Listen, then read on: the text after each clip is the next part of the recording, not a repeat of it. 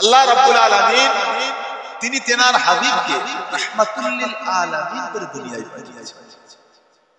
হাবিবুল্লাহর life স্টাইলটাকে যদি আমরা follow করি, সারাটা জিন্দেগি যদি দেখি, শুধুমাত্র একটাই লক্ষ্য ছিল হুজুরের, যে উম্মতকে কি করে নাজাতের রাস্তা তথা জান্নাতে পৌঁছে দিবে। জীবনে কোনো ব্যক্তিগত চাওয়া পাওয়ার পেছনে হুজুরের কোন রকম ইন্টারেস্ট ছিল না।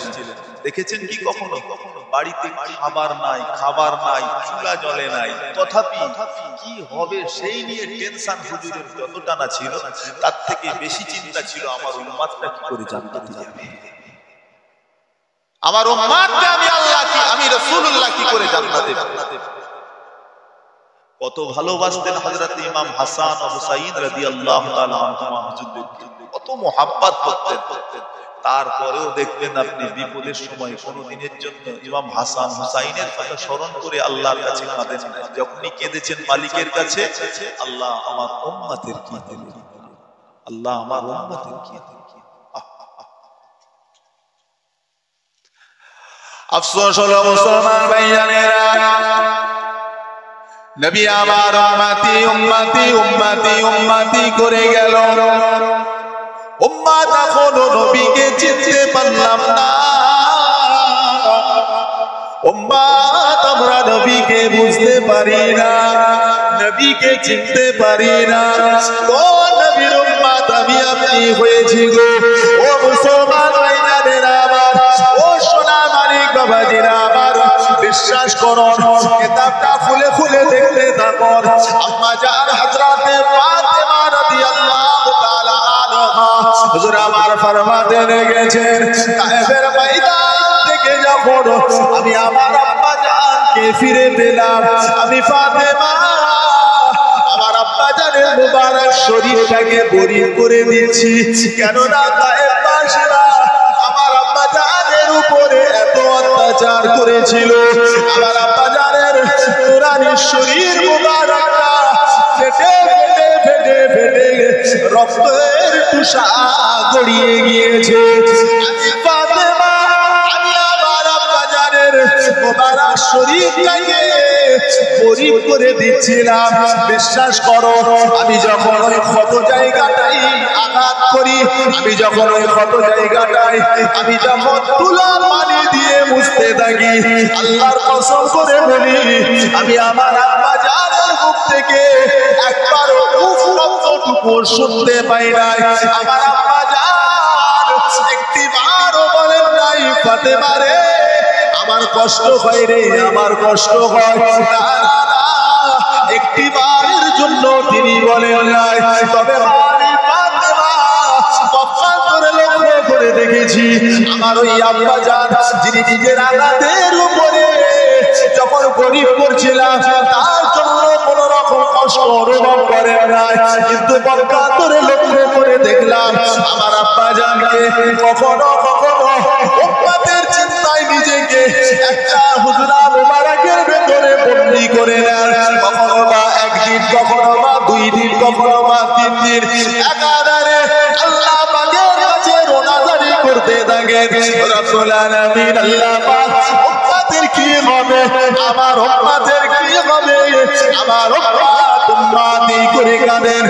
আমি ফাতেমা লক্ষ্য করে দেখেছি উম্মতের ব্যথা, উম্মতের বেদনা আমার আব্বা জানের হৃদয়ে এতটা ছিল, কখনো কাঁদতে কাঁদতে কাঁদতে কাঁদতে চোখের মুবারক দাড়িটা ভিজে ভিজে ওই চোখের পানিটা আল্লাহ পাকের জমিনে পড়ে যায়।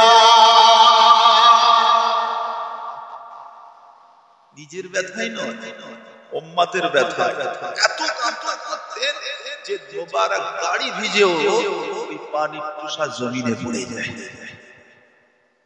সেই উম্মত আমরা নাকি গো, সেই উম্মত আমরা। ও মুসলমান ভাইজানেরা, যে কথা বলছিলাম সেই হাবিবুল্লাহর জীবন চরিত্রটা খুলে খুলে দেখলাম।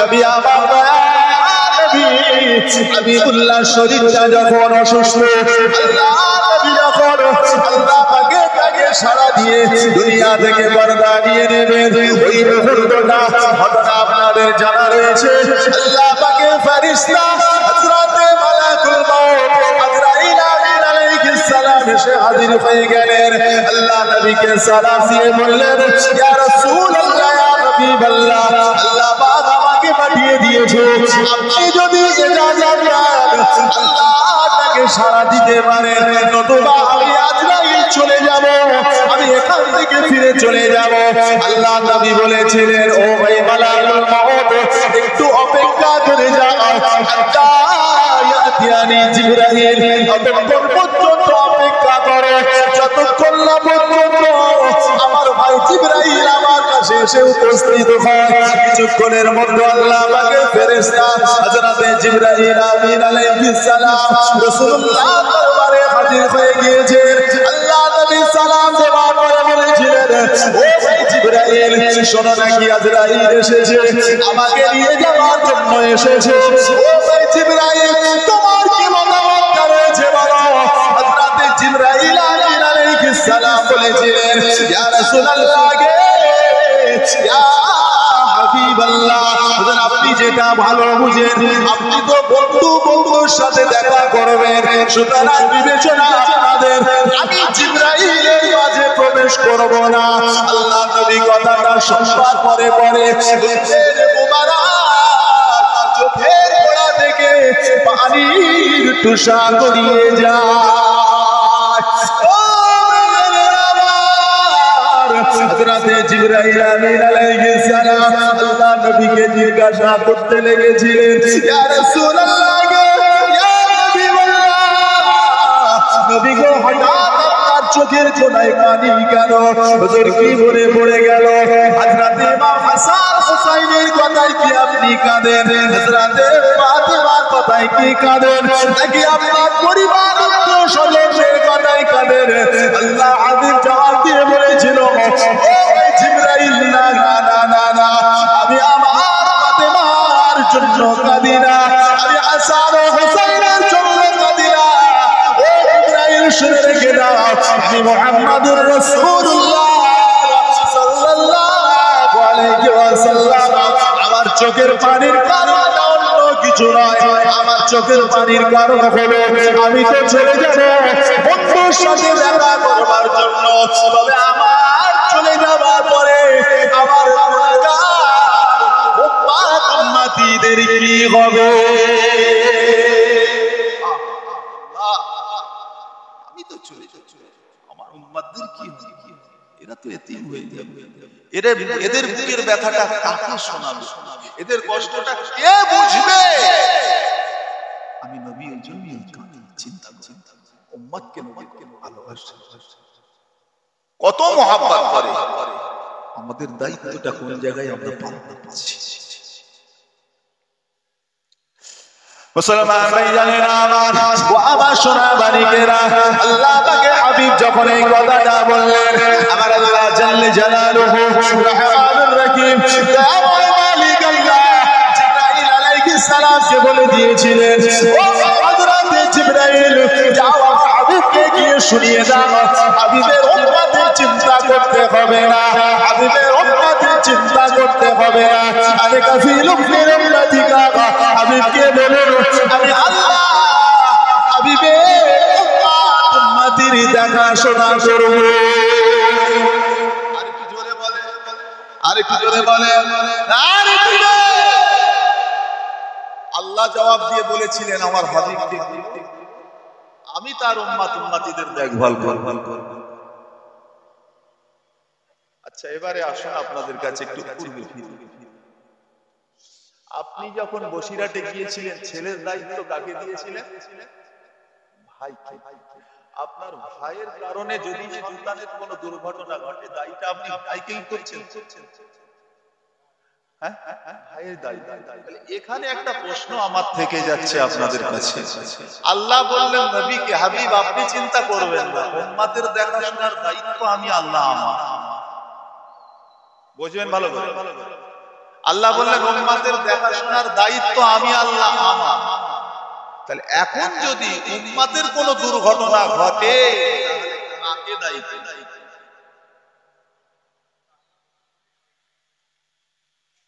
আল্লাহকে দায়ী করতে হবে নাকি? তাহলে কি করবেন? আল্লাহ তো দায়িত্ব নিয়েছে। আপনি আপনার ক্ষেত্রেটাই আমি করলাম বুঝাবার জন্য। তাহলে এখানে যদি আপনার ভাই দায়ী হয় তাহলে ওখানে কে দায়ী? বা কিয়ামতের ময়দানে যখন হিসাব হবে, হাবিবুল্লাহ যদি বুঝবে আল্লাহ আমার উম্মত যখন জাহান্নামের দিকে যদি ধাবিত হয়ে যায়, ওই সময় তো রাসূলুল্লাহ আল্লাহকে বলবেন আমার উম্মতের অবস্থা এরকম হলো কি? আমার উম্মতের অবস্থা এরকম হলো কি করে? আল্লাহ এত জাহান্নামী হলো কি করে? আল্লাহ আপনি তো দায়িত্ব নিয়েছিলেন, উম্মত এইরকম কেন? তাই না? এখন এখান থেকে আমি দুটো জবাব আপনাদের কাছে দিতে পারি। নাম্বার 1, প্রথমত এটা ভাবতে হবে যে আল্লাহ দায়িত্ব নিয়েছেন, এটা আবার হাত সত্য দায়িত্ব আল্লাহ নিয়েছেন।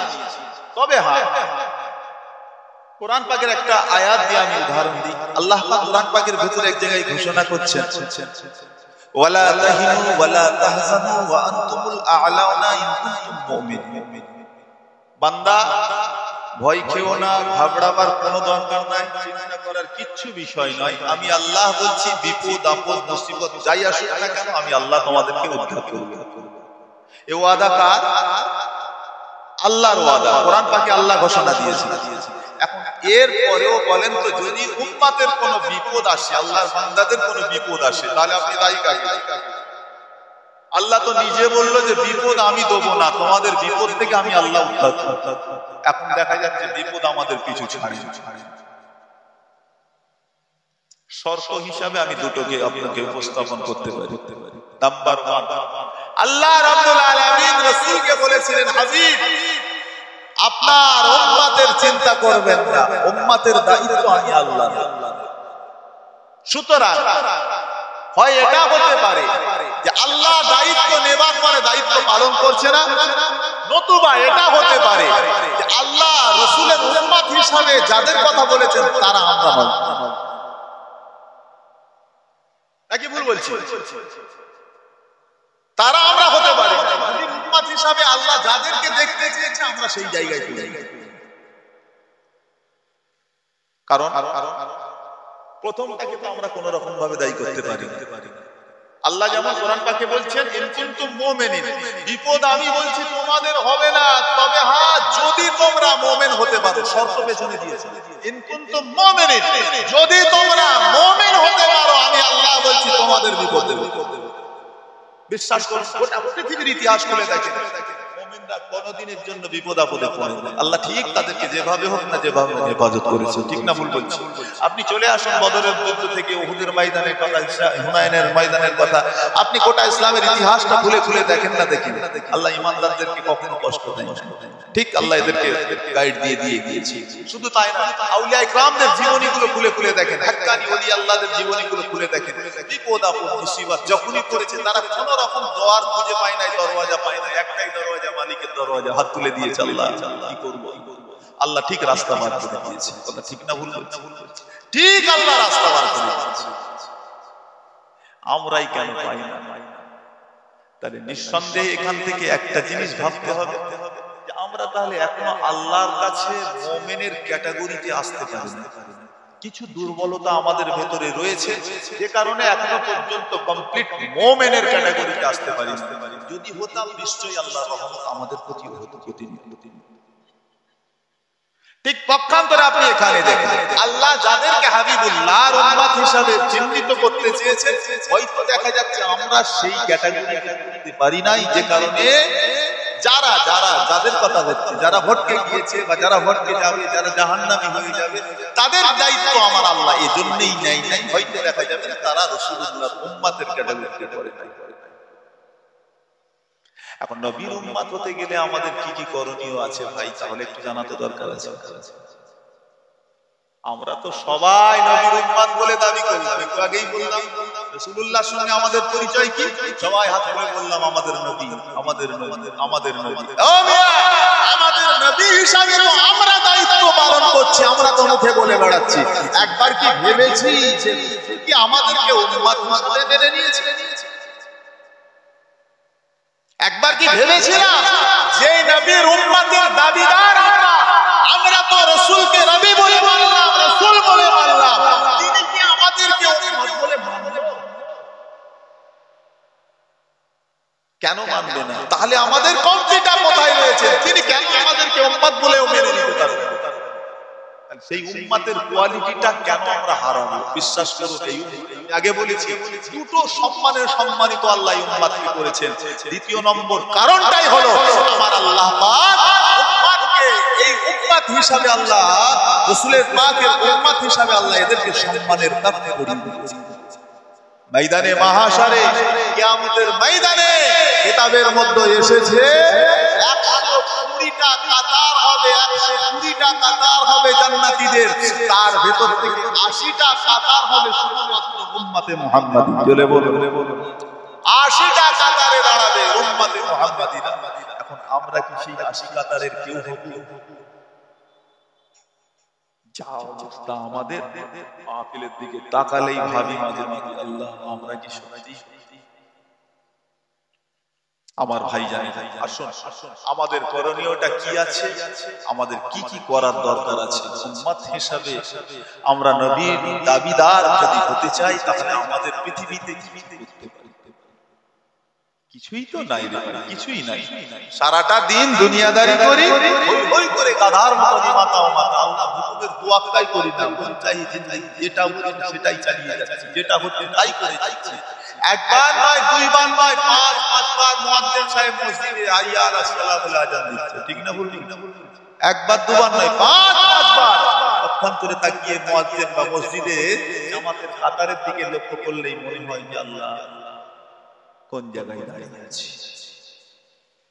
কোন জায়গায় দাঁড়িয়ে আছি।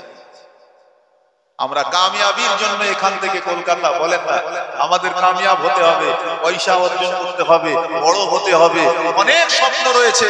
কামিয়াবির স্বপ্ন নিয়ে আমরা ব্যবসা করি, বাণিজ্য করি, আমরা ভ্রমণ করি, সব করে বেড়াই। এই কামিয়াবির জন্য এত কিছু করছি, আসলে কামিয়াবির জায়গাটাকে আমরা ধরতে পারি না, যে কারণে আমাদের অবস্থা এই জায়গায়। বিশ্বাস করুন, আপনি কামিয়াবির জায়গা পাবেনটা কোথায়? ও মুসলমান, ও যুবক ভাইরা, আসল অরিজিনাল কামিয়াব আপনার এখানে রয়েছে। আসল দৈনন্দিন মসজিদের ভেতরে মুয়াজ্জিন সাহেব আযান দেয় 5 বার করে, ওই 5টা আযানের ভেতরে দেখবেন দুটো শব্দ ব্যবহার করে। একবার বলে হাইয়া আলাস সালাহ, তারপরে হাইয়া আলাল ফালাহ, হাইয়া আলাল ফালাহ, এসো।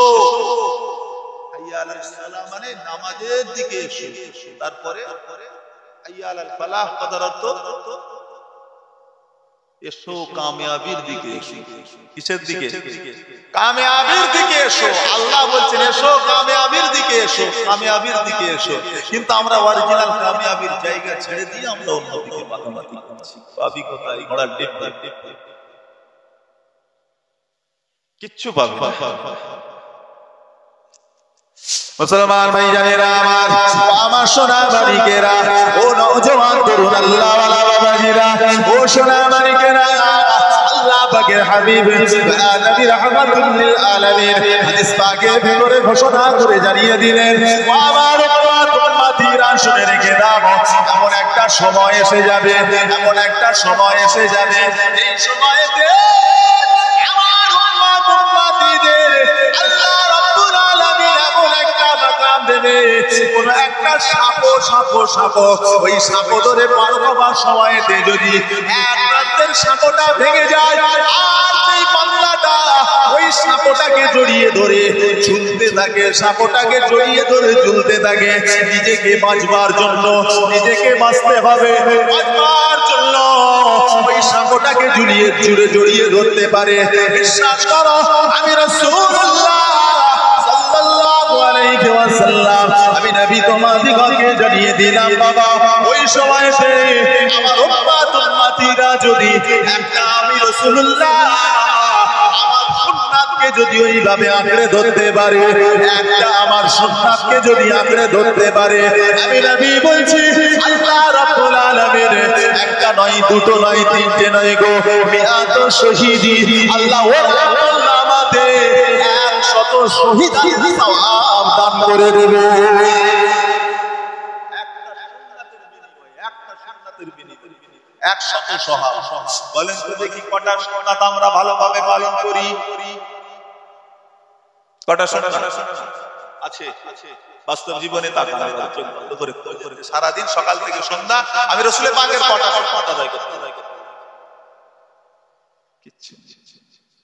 ও ভাইজান, আমি যদি প্রশ্ন করি কি গো কি খবর, ও চাচাজি বয়স তো মাশাআল্লাহ হয়ে গেল, না জানি হায়াত মওত বলতে পারি নাই, এখনো কি মনে হয় না দাড়ি করি গো? হুজুর 5টা মানুষকে নিয়ে চলাফেরা করি, অফিসে চাকরি করি, অন্যান্য ডিউটি করি, দাড়ি রাখলে হয়। যুবকেরাও তার একটা বাহানা দিয়ে বসবে, এটা আমাদের সম্পদ।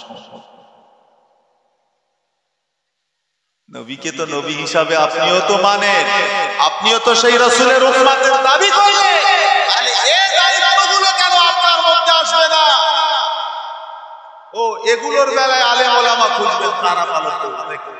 মাওলানা, ইমাম সাহেব, মুয়াজ্জিন সাহেব, এগুলো তাদের দায়িত্ব। একটা মুয়াজ্জিনের যদি দাড়ি একটু ছোট হয়ে যায়, তার বেলায় আমরা 10টা প্রশ্ন করে বলবো, এটা কেন? কেন আপনি নবীর উম্মত নয়? আপনি দুনিয়াদারি করেন না? দায়িত্ব আপনার নয়?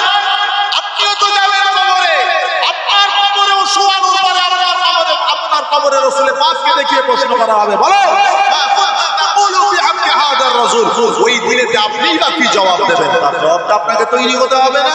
আপনিও জানতো এখান থেকে সোনার মদিনা শরীফ রওজায়ে রাসূলের দরবারে, ও মুসলমান ভাইজান, যখন আমার হাবিবুল্লাহর দরবারে দাঁড়াবেন, বিশ্বাস করুন হাদিসে নববী আল্লাহর হাবিব রাহমাতুল লিল আলামিন হুজুর আমার হাদিস শরীফের ভেতরে স্পষ্টভাবে ঘোষণা করে জানিয়ে দিলেন, শোনো রাসূলুল্লাহ, আল্লাহ রাব্বুল আলামিন আমার নবী পাককে কবরে জিন্দা জিন্দা জিন্দা করে রেখেছেন। জোরে বলুন না সুবহানাল্লাহ।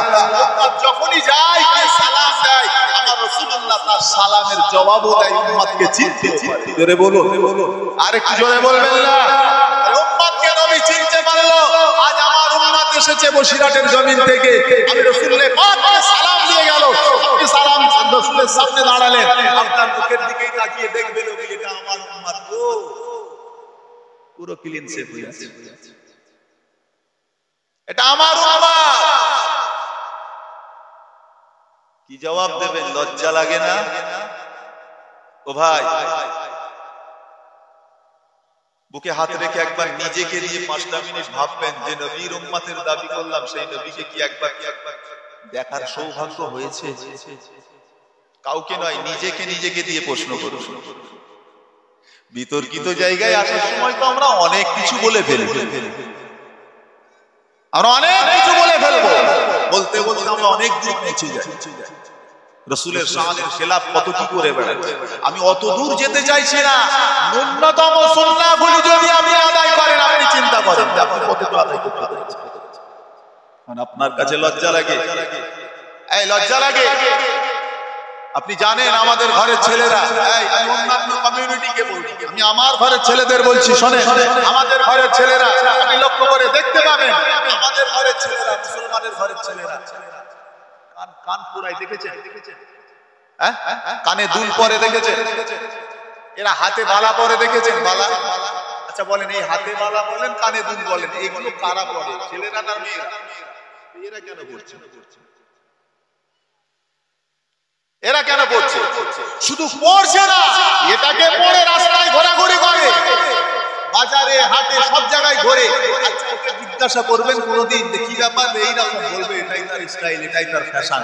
আমি সেই বিষয় নিয়ে প্রশ্ন করতে চাইছি না, আমি আপনার কাছে এতটুকু প্রশ্ন করব, মুসলমান একটা বেটা ছেলে হয়ে মেয়ে ছেলে সেজে রাস্তায় রাস্তায় ঘুরে বেড়ায়, তার লজ্জা লাগে না? আর আপনি রাসূলের সুন্নাত আদায় করবেন, আপনাকে লজ্জা লাগে? আপনি দেখবেন আমাদের ঘরের ছেলেরা ঈদের সময় মার্কেটিং করতে যায়, পয়সা খরচা করে অর্ধ উলঙ্গ হয়ে ঘুরে বেড়ায়, মানে পয়সা দিয়ে প্যান্ট কিনে আনে, হাঁটুতে ছেঁড়া, কোমরে ছেঁড়া, আর কোথা ছেঁড়া আছে বলার মতন নয় রে ভাই। এখন পয়সা দিয়ে কিনে আনে এই রকম প্যান্ট, ওই প্যান্ট পরে রাস্তায় ঘুরে। আচ্ছা ওর লজ্জা লাগে না? তুমি হাবিবুল্লাহর একটা সুন্নাত আদায় করবে, তোমার লজ্জা? তোমার লজ্জা লাগলো? কি অবস্থা? জবাবটা দিতে পারবো? আমি অত কিছু চাই না, পারবো? শাফাত পাবার মতো কতটা কাজ করলেন হিসাব করুন, কতটুকু কাজ করেছেন, কি জবাব দেব? চোখটা অন্ধ করো তো সব অন্ধকার।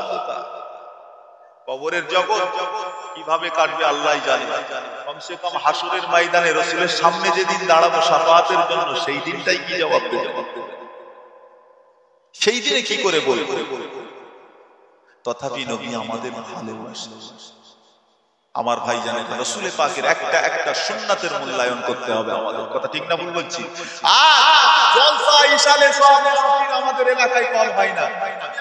যদি প্রত্যেকটা জলসা থেকে উম্মতেরা একটা করে হাদিস নিয়ে যদি আমল করত, একটা সুন্নাহ অনুযায়ী যদি জীবন যাপন করত, ঠিক আছে আজকের অনেক জায়গায় জলসায় গেলাম, এই জলসা থেকে রাসূলুল্লাহর একটা সুন্নাত অনুযায়ী আমরা জীবন ব্যবস্থা পরিচালনা করব। আপনি করেন, একটা করেন, বিশ্বাস করুন আপনার জলসাও সার্থক, জলসা দেওয়াও সার্থক, জলসা কমিটিওয়ালা যারা রয়েছেন পরিশ্রম সার্থক। আমি তখনই বলবো হ্যাঁ এটা আপনার কামিয়াব হয়েছে। নতুবা আপনি জলসা দিলেন, খরচা করলেন, মেলা দিয়েছেন, ঘুরে গেলেন, হই হই করে আমরাও আসলাম, কানে হাত দিয়ে টান মেরে দিয়ে চলে গেলাম। বিশ্বাস করুন ফায়দা আপনারও কিছু হয় নাই, আমার কিছু তো নেন, কিছু খুঁজে নেবার চেষ্টা করুন। এতটা ইন্তজাম করলেন, ইন্তজামের বেনিফিট বুঝবেন না। আপনি তো দুনিয়াদারি করতে গেলে চারানা খরচা করলে হিসাব করেন কি করে আমার বেনিফিট আসবে এখান থেকে। সুতরাং আপনি এত কিছুর পেছন থেকে আপনি কিছু বেনিফিট বুঝতে পারেন না। খবরদার, জীবন গড়েন রাসূলের সুন্নাত দিয়ে। যারা গড়েছে তাদের জীবন দেখেন আল্লাহ একেবারে স্বর্ণের জিন্দেগি তৈরি করে দিয়েছে। জোরে বলুন না। কমসে কম সেগুলো দেখে দেখে তো শিখি। দিল্লির জমিনে শুয়ে আছে আল্লাহর ওলি বা আল্লাহর ওলি হযরত নিজামউদ্দিন আউলিয়া রাহমাতুল্লাহ আলাইহি। নাম শুনেছেন? হ্যাঁ, জবরদস্ত আল্লাহ পাকের মাহবুব বান্দা হযরত নিজামউদ্দিন আউলিয়া। আল্লাহ কি মাকাম দিয়েছে আপনাকে কি বলবো। হযরত নিজামউদ্দিন আউলিয়া হুজুরের একটা মুরিদ, হুজুরের দরবারে বসে আছেন। হুজুর একদিন ওয়াজ করতে করতে হঠাৎ করে মুরিদকে ডেকে বলছে, বাবা এক কাজ করো, তুমি চলে যাও পানিপতের জমিনে, আল্লাহর জমিন, আল্লাহর ওলি রয়েছেন বাবা, পানিপতে চলে যাও। হযরত শরফুদ্দিন শাহ আলী কালান্দার রাহমাতুল্লাহ আলাইহি তার দরবার থেকে একটু ঘুরে এসো। তো মুরিদ যাচ্ছে, পীরের ইজাজত নিয়ে চলে যাবে। যাওয়ার সময় মন চাইছে না, কিন্তু পীর বলেছে, পীর বলেছে যা, চলে গেল। হযরত শরফুদ্দিন শাহ আলী কালান্দার রাহমাতুল্লাহ আলাইহি তিনি বসে বসে ওয়াজ করছেন, সবাই বসে রয়েছেন। উনি কি করলেন, একেবারে পেছনের দিকে গিয়ে সবার মতো বসে আল্লাহর ওলি ওয়াজ করতে করতে করতে করতে কিছু সময়ের জন্য সকল মুরিদানদেরকে দিয়ে বললেন, বাবারা চলো কিছু সময়ের জন্য আমরা তালিমে জিকির, আল্লাহ পাকের জিকির আজকার করব। বাবা এসো আমরা নিয়ত করি, সবাই চোখটা বন্ধ করে নিই। শুনেন, সবাই চোখটা বন্ধ করে। উনিও পেছনে বসে আছেন, আল্লাহর ওলি জিকিরের তালিম শুরু করছেন, সবাইকে নিয়ে বসিয়ে দেওয়ার পরে বাবা এসো চোখটা বন্ধ করো। উনি বলেন আমিও পেছনে বসে বসে আল্লাহর ওলির সোহবতে বসে আছি, আমিও চোখটা বন্ধ করে দিয়েছি। কিন্তু কি কথা শোনাবো, আমি যখন আমার চোখ দুটাকে বন্ধ করে নিয়েছিলাম, আমি চোখটা বন্ধ করবার সাথে সাথে আল্লাহ রাব্বুল আলামিন আমাকে এমন একটা দৃশ্য দেখাতে লাগলো, আমি যা কল্পনাও করতে পারি না। আমি ওই জায়গায় যখন চোখটা বন্ধ করে নিলাম, লক্ষ্য করে দেখতে পেলাম এমন একটা মজলিস আমি পেয়ে গিয়েছি। এই মজলিসটা কোনো সাধারণ মানুষের আনাগোনা নাই। ওই মজলিসে যারা যারা বসে আছে সকলেই এক একজনা জবরদস্ত আল্লাহ পাকের ওলি বান্দা। আরো জোরে বলো সুবহানাল্লাহ। শুধু তাই নয়, আমি আরো লক্ষ্য করে যেটা দেখলাম, শুধু সে মজলিসটা যিনি পরিচালনা করেন, যিনি মজলিসে ওয়াজ করেছেন, যিনি মজলিস পরিচালনা করেন, তিনি অন্য কেউ নয়, তিনি বলেন স্বয়ং আল্লাহ পাকের নবী হাবিবুল্লাহ। কোন মজলিসে এসে গেলাম, রাসূলুল্লাহ মজলিসের তিনি মজলিস পরিচালনা করছেন আর সবাই বসে রয়েছে। যতজন ব্যক্তি বসে আছে একটা কেউ সাধারণ মানুষ। ওনার তো হৃদয়টা ভরে গেছে আনন্দে। কিছু সময়ের পরে দেখছেন যে হযরতে শরফুদ্দীন শাহ আবু আলী কালান্দার রাহমাতুল্লাহ আলাইহি তিনি মজলিস থেকে উঠে ওনার কাছে গিয়ে বলছেন, কই রে, এই মজলিসে দেখতে পাচ্ছি সব আল্লাহর ওলিরা, জি হুজুর সব দেখতে পাচ্ছি। আচ্ছা, এখানে এত আল্লাহর ওলি রয়েছে, তোর পীর কই? বুঝতে পারেন না? এখানে এত আল্লাহর ওলি, তো তোর পীর কই? ওর মাথায় লেগেছে কথাটা, সত্যি তো এত আল্লাহর ওলিকে দেখছি, তো আমার পীরকে খুঁজে পাচ্ছি না। ভালো করে এই মাথা ও মাথা খুঁজছে, চোখ দিয়ে তাকিয়ে তাকিয়ে দেখছে, সত্যি দেখতে পাচ্ছে না ওনার পীরকে। কে? নিজামউদ্দিন আউলিয়া। আমি চারিদিকে খুঁজে দেখছি আল্লাহর ওলি নিজামউদ্দিন আউলিয়াকে দেখতে পাচ্ছি না। চিন্তায় পড়ে গেলাম, সত্যি তো আমার পীর কই? আবার তারপরে ওদিকে শরফুদ্দীন শাহ হুজুর জিজ্ঞাসা করছেন, কি রে শোন, এক কাজ কর, আমার কাছে চল। বুঝতে পারছেন? আয় আমার কাছে চল। নাটানি তো কেমন চলে দেখতে পাচ্ছেন সামনে। আজকে আমাদের অভ্যাস, আল্লাহর ওলিদের তাদের রূহানি নজরটাই ছিল আলাদা। তারা জানেন সোহবাতে আউলিয়া যারা বসেছেন, ফুরফুরা শরীফ মুজাদ্দিদ জামানের সোহবত বলেন, পাঁচ হুজুর কেবলাগণের সোহবত আমরা তো শুনেছি মাত্র, অনেকেই এখানে বসে আছেন হয়তো দেখলেও দেখতে পারে। বাংলাদেশের বুক থেকে এসেছেন ছোট হুজুর কেবলার হাতে বায়াত হওয়ার জন্য। কথা বুঝতে পেরেছেন? হুজুর কেবলা বায়াত করবেন, বায়াতের আগে উনি বললেন, বাবা আমার কাছে এসেছো বায়াত হওয়ার জন্য? বলে, জি হুজুর। বাবা আমার কাছে বায়াত নয়, আমি কি বায়াত করব, আমি গুনাহগার। আমার বড় ভাই বসে, আমার বড় ভাই আছে কাইয়ুমুজ্জামান, যাও বড় ভাইয়ের সঙ্গে আগে দেখা করো, যাও ওনার সঙ্গে বায়াত করো। বড় হুজুর কেবলার কাছে গেছে, উনি আবার ওখান থেকে, বাবা আমার কাছে এসেছো বাবা, আমি নগণ্য গুনাহগার বাবা, ওখানে দেখো এলবেল দরিয়া, আমার মেজ ভাই বসে আছে, আমার মেজ ভাইয়ের কাছে যাও। বলুন কি রকম হৃদয়!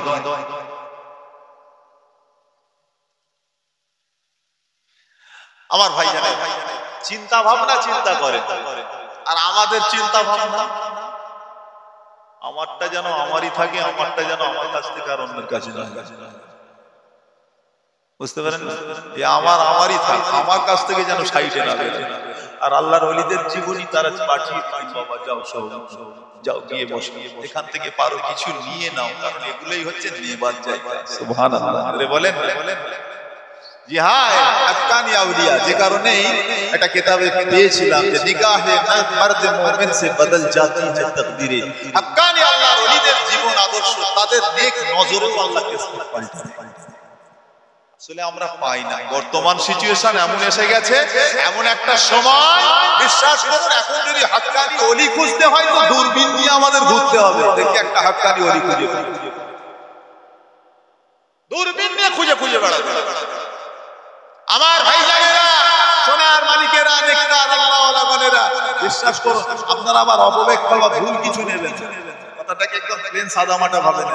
বুঝতে তো পারি না, সমাজ অনেক রকম, আবার অনেক রকম আলোচনা হয়ে বেড়ায়, কি রকম ভাবে নিয়ে নেয় তারও কোনো ঠিক নাই। বলে এই জন্য আগে একটু মাঝে মাঝে ভেঙে দেওয়া ভালো, নাকি বলেন? একেবারে সাদামাটা ভাবে কথা বলছি, সাদা সিধে ভাবে মাথায়, তাহলে কালকে সকালবেলা বলবেন যে এসেছিল গো বাবা, ছোট হুজুর কেবলার নাতি জুবায়ের এসেছিল, এসে এইভাবে কথা বলে গেল। খবরদার, যতটুকু পারি সাদা সিধে ভাবে মানুষের জন্য দেওয়ার চেষ্টা করি, আপনারা ওইভাবেই নেবেন ইনশাআল্লাহ। তো চলেন, আল্লাহর ওলি হযরত নিজামউদ্দিন আউলিয়া রাহমাতুল্লাহ আলাইহি হুজুরের murid দেখছি এখানে সব আল্লাহর ওলি, কিন্তু আমার পীর না। বলে যখন এই অবস্থাখানা দেখেছি, দেখার সাথে সাথে আর নিজেকে কন্ট্রোল করতে পারি নাই। সত্যিই তো সবাইকে পেলাম, আমার পীর কই? না দেখতে পেয়ে চোখটা খুলে দিয়েছি। চোখ খুলে দিলাম, যেখানকারের জায়গা সেই পানিপথের জমিনে বসে আছি। মনটা খারাপ, কাকে শোনাবো? মনের কষ্ট কাউকে শোনাবার নাই, সোজা ওখান থেকে ব্যাকে চলে যাচ্ছি। আল্লাহ পাকের ওলি হুজুর বলেন, আমি ওখান থেকে ফিরে গুটি গুটি পায়ে আমার পীর ও মুর্শিদ হযরত নিজামউদ্দিন আউলিয়া রাহমাতুল্লাহ আলাইহির দরবারে চলে গেলাম। আমি আমার পীরের দরবারে চলে গেলাম। আমি আমার পীরের দরবারে যখন গেলাম, আমার পীর আমার মুখের পানে তাকিয়ে আমাকে জিজ্ঞাসা করেছিলেন, কি ব্যাপার বাবা, মনটা কেন এত তো ছোট হয়ে গেল বাবা। কি হয়েছে বাবা? আমি তোমার পীর, আমাকে একটু শোনাও। হুজুর বলেন আমি সব কথা খুলে বলে দিলাম। আমি বলার পরে পরে আল্লাহর ওলি হযরত নিজামুদ্দিন আউলিয়া রাহমাতুল্লাহ আলাইহি জবাবে বলেছিল, বাবা যাও, চলে যাও বাবা, আবারো কালকে তুমি আল্লাহর ওলি হযরত শরফুদ্দীন শাহ আবু আলী কালান্দারের দরবারে চলে যাবে। উনি বলেন আমি বললাম না হুজুর, যাব না, ওখানে যাব না। আল্লাহর ওলি বললেন না, ওখানেই যাবে। এ যেতে চাইছে না, বলছেন না ওখানেই যাবে। হুজুর আমি যাব না। বলে না বাবা, ওখানে যেতে হবে, ওখানেই যাও বাবা, যাও। তবে বাবা মনে রেখে দিও বাবা, আজকের দিনে তুমি ওই অবস্থাখানা যখনই দেখতে পাবে, তোমার মনের প্রশ্নটা তুমি অন্য কাউকে করবে না।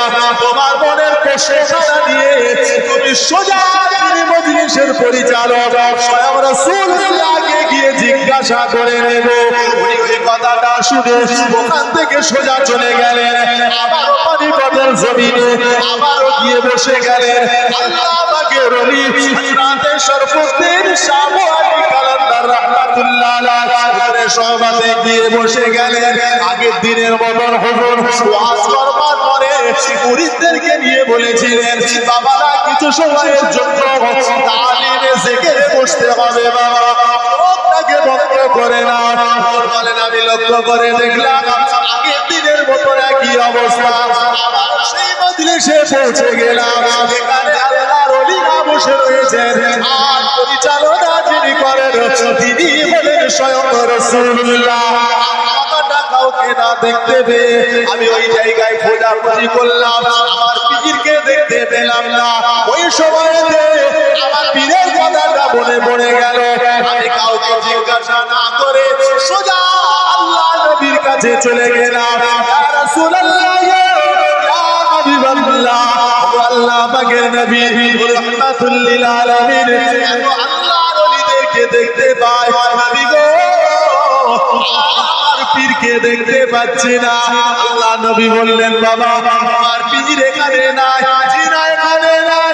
নবী বলেছিলেন, বাবা তবে এক কদম এগিয়ে চলে যাও, একটা কদম এগিয়ে চলে যাও, ওখানে গিয়ে দেখো তোমার পীর আছে কিনা। হুজুর বলেন আমি আরো এক কদম এগিয়ে গেলাম, রাসূলুল্লাহর কথা মতো একটা কদম এগিয়ে গেলাম, লক্ষ্য করে দেখতে পেলাম ওখানে আল্লাহর ওলিরা বসে আছে। আশ্চর্যের বিষয়, ওখানে যিনি পরিচালনা করেন তিনি অন্য কেউ নয়, তিনি তো বলেন স্বয়ং রাসূলুল্লাহ। খুঁজতে লাগলাম এখানে যে সকল আল্লাহর ওলিরা বসে আছে, এদের মধ্যে আমার পীর আছে কিনা। আমি খুঁজে খুঁজে দেখলাম না, ওখানেও আমার পীরকে দেখতে পেলাম না। আমি নাতে আবারও নবীকে জিজ্ঞাসা করলাম, ইয়া রাসূলুল্লাহ, ইয়া হাবিবাল্লাহ, এখানেও আমার পীরকে পাচ্ছি না। আল্লাহ নবী বললেন, বাবা তবে আরেকটা দেখা গিয়ে চলে যাও। এইভাবে আগাতে আগাতে আগাতে আগাতে আমি 7 কদম গিয়ে যখন চলে গেলাম, ওখানে গিয়ে দেখি মাত্র 3 জন আল্লাহর ওলি, আল্লাহর নবী রাহমাতুল লিল আলামিন, আর আমি বসে বসে ওয়াজ করেন। আর শ্রোতাদের মধ্যে 3 জন আল্লাহর ওলিকে দেখতে পেয়ে গেলাম। ওই 3 জন আল্লাহর ওলির ভেতর থেকে আমি আমার পীর হযরত নিজামুদ্দিন আউলিয়াকে খুঁজে পেয়েছি। বলবেন না আল্লাহ মাকাম কোথা থেকে কথা দিয়েছে, বাড়ানে ওয়ালা মালিক কে আল্লাহ। 7 কদম উপরে গিয়ে দেখছি 3টে আল্লাহর ওলি রাসূলুল্লাহ বসে রয়েছেন, ডান দিকে একজন, বাম দিকে একজন, আর সামনে একজন। সামনে যিনি আছেন তিনি আমার পীর ও মুর্শিদ। আমি আস্তে আস্তে গিয়ে আমার পীরকে জিজ্ঞাসা করলাম, আমি আমার পীরকে গিয়ে জিজ্ঞাসা করছি, আমার পীর ও মুর্শিদ হুজুর, আচ্ছা হাবিবুল্লাহকে তো চিনতে পারছি, আর রাসূল পাকের এই ডান দিকে যে আছেন ইনি কি, বাম দিকে যে আছেন ইনি কি, এই দুটোকে তো চিনতে পারছি না। ঠিক ওই সময়তে আমার পীর ও মুর্শিদ জবাব দিয়ে বলে দিয়েছিল, বাবা বাবা চিনতে পারছো না বাবা, তবে শুনে রেখে দাও হাবিবুল্লাহ ডান দিকে দিকে যিনি রয়েছেন উনি অন্য কেহ নয়, উনি বলেন আওলাদে রাসূল, উনি বলেন আহলে বাইতে রাসূল, উনি বলেন নবী বংশের উজ্জ্বল সন্তান, উনি বলেন হযরতে ফাতেমার কলিজার টুকরা, উনি বলেন ইমাম হাসান ও হুসাইনের কলিজার টুকরা, উনি বলেন বিশ্বধরণ পীর, আরে পীরানে পীর দস্তগীর গৌসুল আজম বাবা মুহিউদ্দিন আব্দুল কাদের জিলানী রাহমাতুল্লাহ আলাইহি। আর বাম দিকে যাকে দেখতে পাচ্ছেন উনি কি চিনতে পারেন না? উনি বলেন আল্লাহ পাকের রাসূলের আওলাদ, উনি বলেন জিন্দের আউলিয়া খাজায়ে গরিবে নওয়াজ হযরতে বাবা মুঈনুদ্দিন চিশতি আজমিরি রাহমাতুল্লাহ আলাইহি। বলুন সুবহানাল্লাহ। সুতরাং ইনাদের জীবনীগুলো যদি দেখি ভাই, আমি বলবো না যে একদম ওই রকম আমরা হয়ে যাচ্ছি, এনারাও কিন্তু ওই ছোট থেকে জীবনটাকে গড়ে গড়ে গড়ে গড়ে আল্লাহ এমন একটা জায়গায় পৌঁছে দিয়েছেন যে আল্লাহ ওলিদের মাকাম কোথায় বাড়িয়ে দিয়েছেন। ভাই ভাই ভাই নিজামউদ্দিন হুজুরের পীরের যদি আল্লাহ এতটাই মাকাম দিতেন, আল্লাহ আমাদের পীর তো একজন দিয়েছে গো, আল্লাহ আমাদেরও পীর ও মুর্শিদকে হাক্কানি পীর করেছে, তো আমরা কেন পারবো না সেই পীরের সোহবত থেকে আমার রাসূলকে চিনে নিতে? আমরা কেন পারবো না সেই পীরের সোহবত থেকে আল্লাহকে চিনে নিতে? আমরা কেন পারবো না? তাহলে আমরা সেই রাস্তাটাকে কেন ছেড়ে দিচ্ছি? আসলে কি জানেন, আমরা পীর মানি, মানার মতন করতে পারি না। আমার ভাই জানেন কষ্ট হচ্ছে আপনাদেরকে না? একবার দরুদ শরীফ আল্লাহ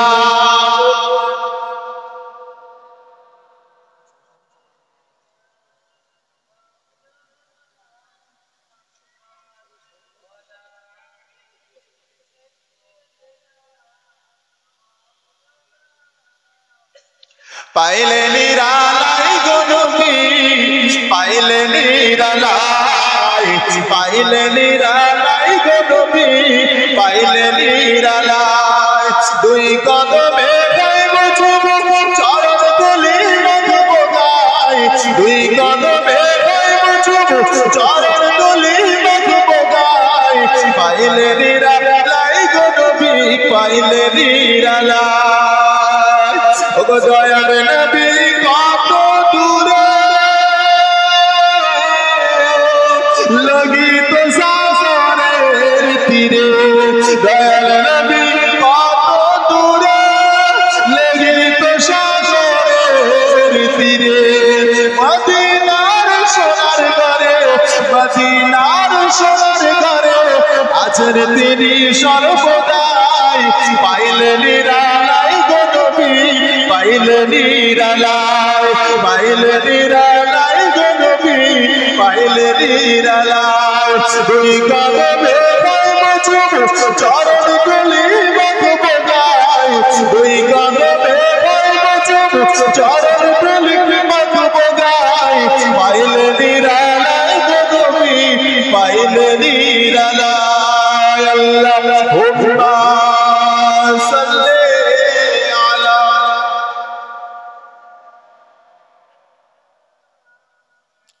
ওয়া আলা আলিহি।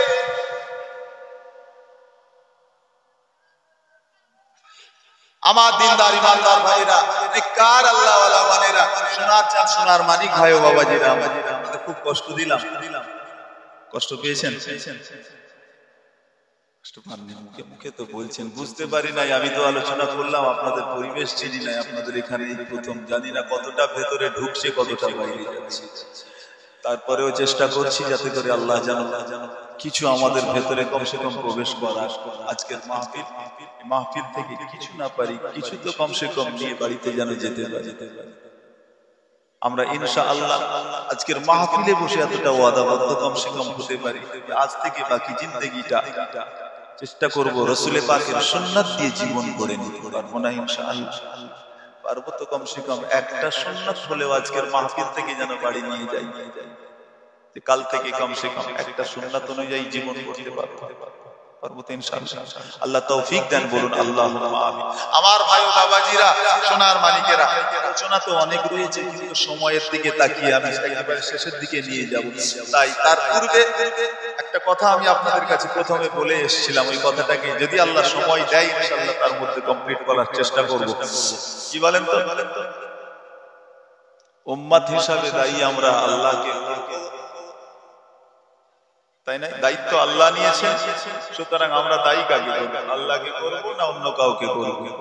আর আল্লাহ যদি দায়িত্ব নেয় তাহলে কার দায়িত্ব নিয়েছেন? আমরা কি আল্লাহর দায়িত্বের মধ্যে পড়ি কিনা? জিম্মাতুল্লাহ, আল্লাহর জিম্মায় আমরা আছি কিনা? ইনশাআল্লাহ যদি সেরকম সুযোগ হয়। তারই পূর্বে আসুন আমাদের ভাইদের অনুরোধে মিডিলে একটুখানি সময় আপনাদের কাছে নিয়ে নিই। আপনারা সবাই জানেন এত সুন্দর মজলিস আল্লাহ কায়েম করিয়ে নিয়েছেন, মাশাআল্লাহ। এই মজলিস পেয়ে আমরা সবাই খুশি না বেজার? আগে একটু বলেন তো দেখি, কারা কারা বেজারে চলেন তো দেখি, হাত তুলো না। কে বলছে হাত তুলো না? তুলবেন না? মাশাআল্লাহ, কারা কারা খুশি আছে আল্লাহকে তো হাত দেখান না দেখি। নারায়ে তাকবীর, এটা খুশির তাকবীর দেন, নারায়ে তাকবীর। আর একটু জোরে বলেন নারায়ে তাকবীর। আমি আপনাদের কাছে একটু জিজ্ঞাসা করব, আমি আপনাদেরই ছোট ভাই, আমাদের পীরের আওলাদ।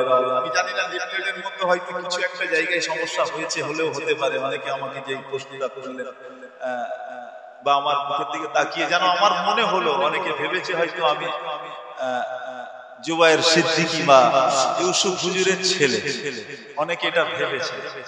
আমি জুবায়ের সিদ্দিকী নই ভাই, আমি হচ্ছে সৈয়দ জুবায়ের। আমার আম্মাজান হচ্ছেন পীর আল্লামা ওমর সিদ্দিকী হুজুরের আপন বোন। আমার আম্মাজান হচ্ছেন ছোট হুজুর কেবলা রাহমাতুল্লাহ আলাইহির মেয়ে। বুঝতে পেরেছেন? অনেকে হয়তো ভাবলে ভুল বুঝে ফেলতে পারে। যাই হোক, সেটা লেখার ভুল হতে পারে বা আপনাদের বোঝারও ভুল হয়ে যেতে পারে। যাই হোক, সেই দিকে তাকিয়ে আপনাদের কাছে একটুখানি ওইটাও ক্লিয়ার করে দিই যাতে ভুল না হয়। তো সেই হিসাবে বলছি, আমি আপনাদের ভাই, আপনাদের পীরের এক নগণ্য আওলাদ হিসাবেও তো আপনাদের কাছে দাবি করতে পারি যে ভাই আজকের মাহফিলে এসেছি আপনাদের এখানে, আপনারা কি সত্যি খুশি আছেন না বেজার হয়েছে? সত্যি খুশি আছেন? সত্যি খুশি? যদি খুশি থাকেন আমি আপনাদের কাছে জিজ্ঞাসা করবো, আজকের আমাদের এই মাহফিল এটা কি আজকের মতন এখানে স্টপ করে দেবেন নাকি পুনরায় হোক? এটা আমরা চাই।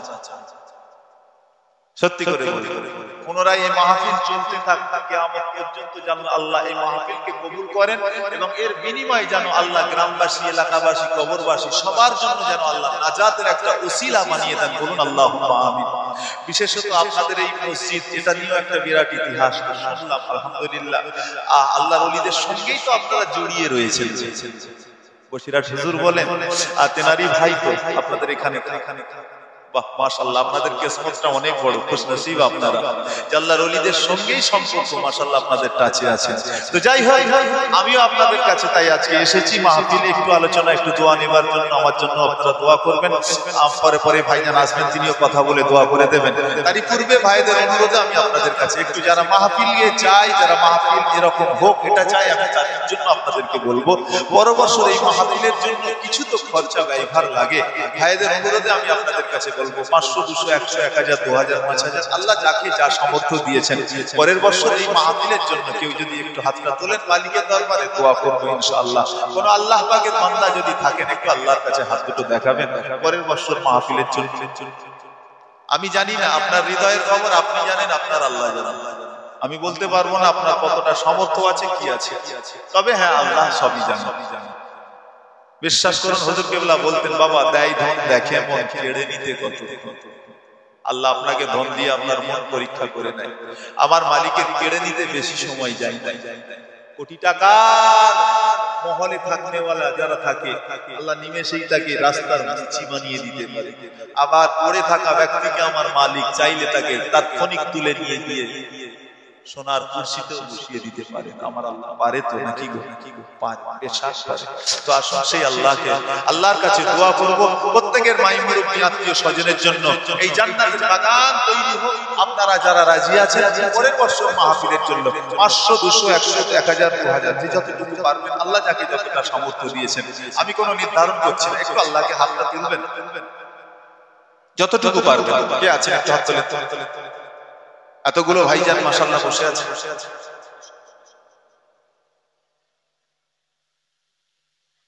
বলেন, দোয়া করবো আলহামদুলিল্লাহ। আজ নয় তো পরে দেবেন, পরের বছর মাহফিলের জন্য খরচা অনেক রয়েছে ভাই, মাহফিলের পেছনে খরচা তো হয়।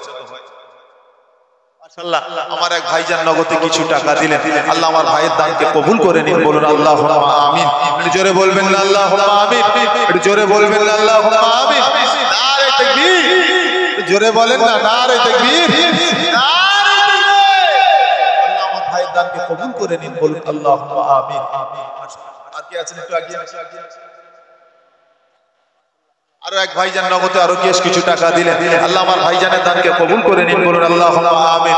আল্লাহ পাক যারা জান্নাতের বাগানের জন্য আগিয়ে আসছে গো মালিক, আপনার কাছে দোয়া চাই আল্লাহ আপনাদের সকলকে আপনার দয়ার জান্নাতের মালিক বানিয়ে দিও, বলুন আল্লাহুম্মা আমিন। তিনিও নগদে বেশ কিছু টাকা দিলেন, আল্লাহ আমার চাচাজির দানকে কবুল করে নিন, বলুন আল্লাহুম্মা আমিন। একটু জোরে তাকবীর দেন তো, নারে তাকবীর। হয় না, একটু জোরে বলেন নারে তাকবীর, আর একটু জোরে বলেন নারে তাকবীর, নারে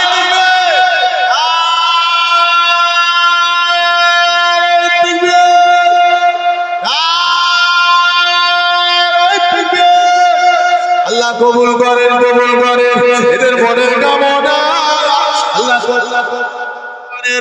এদের মনের বাসনা, আর খানায় কামনা দেখিয়ে কারো মত দেবেন না, বলুন আমিন।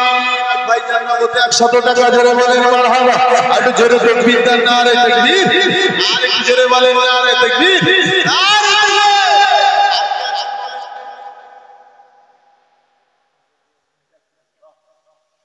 চাচাজি নগদে আরো কিছু টাকা দিলেন, আলহামদুলিল্লাহ, আল্লাহ কবুল করুন, বলুন আল্লাহুম্মা আমিন। আর একটু জোরে বলবেন আল্লাহুম্মা আমিন, একটু জোরে তাকবীর দেন, নারে তাকবীর, আর একটু জোরে বলেন নারে তাকবীর, মাশাআল্লাহ, আল্লাহ কবুল করুন, আল্লাহ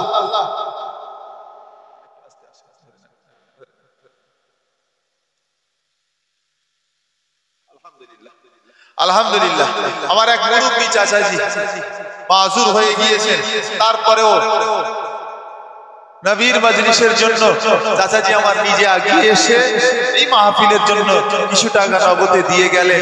দোয়া করি চাচাজির জন্য, আল্লাহ যেন দানকে কবুল করে নেন, বলুন আল্লাহুম্মা আমিন। ওগো আল্লাহ, তোমার ভালোবাসা, তোমার হাবিবের ভালোবাসায় আল্লাহ ছুটে এসেছে জান্নাতের বাগানের জন্য, মালিক মেহেরবানি করে তুমি কবুল করে নিও, বলুন আল্লাহুম্মা আমিন। আল্লাহ বিনিময়ে তোমার দয়ার জান্নাতের মালিক বানিয়ে দিও, বলুন আল্লাহুম্মা আমিন। একটু জোরে তাকবীর দেন, নারে তাকবীর, আর একটু জোরে বলেন নারে তাকবীর, নারে তাকবীর, নারে তাকবীর। মাশাআল্লাহ, আর কি আছে বলেছেন দেওয়ার আজ নয় কতদিন পরে দেবেন এমন কেউ আছে? 500-1000 টাকা দেওয়ার মতো সামর্থ্য আল্লাহ অনেককে দিয়েছে, বিশ্বাস করুন আল্লাহ অনেককে সামর্থ্য দিয়েছে। রাসূল পাকের দরবারে একদিন একটা সাহাবী গিয়েছে, শুনেন একটা রিওয়ায়াত শুনিয়েছি। একটা সাহাবী গিয়ে বলছেন, ইয়া রাসূলুল্লাহ, ইয়া হাবিবাল্লাহ, আমার জন্য দোয়া করে।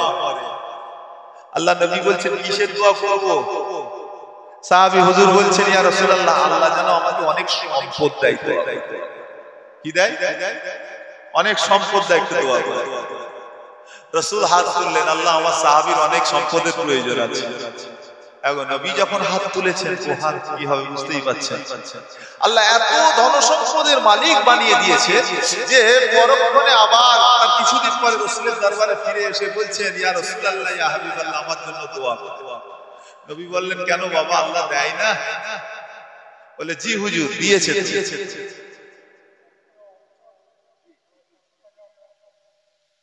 আচ্ছা আচ্ছা আচ্ছা আচ্ছা আচ্ছা, চাচাজি আমার 500 টাকা গতবারে ওয়াদা করা ছিল, তিনি দিলেন এবং বললেন আবারও 500 টাকা দেবেন। আল্লাহ কবুল করেন, বলুন আল্লাহ আল্লাহ আল্লাহ। জি, আরো এক চাচাজি আমার নগদে 100 টাকা দিলেন, মাশাআল্লাহ, দোয়া করি আল্লাহ যেন দানকে কবুল করে নেন, বলুন আল্লাহুম্মা আমিন। একটু জোরে বলবেন আল্লাহুম্মা আমিন, একটু জোরে তাকবীর দেন, নারে তাকবীর, আর একটু জোরে বলেন নারে তাকবীর, নারে আল্লাহ তাদের মনের নেক আশাকে তুমি পুরা করে দিও। ওগো মালিক, যারা দান করছে আল্লাহ জান্নাতের, আল্লাহ তাদের সকলকে তোমার দয়ার জান্নাতের মালিক বানিয়ে দিও।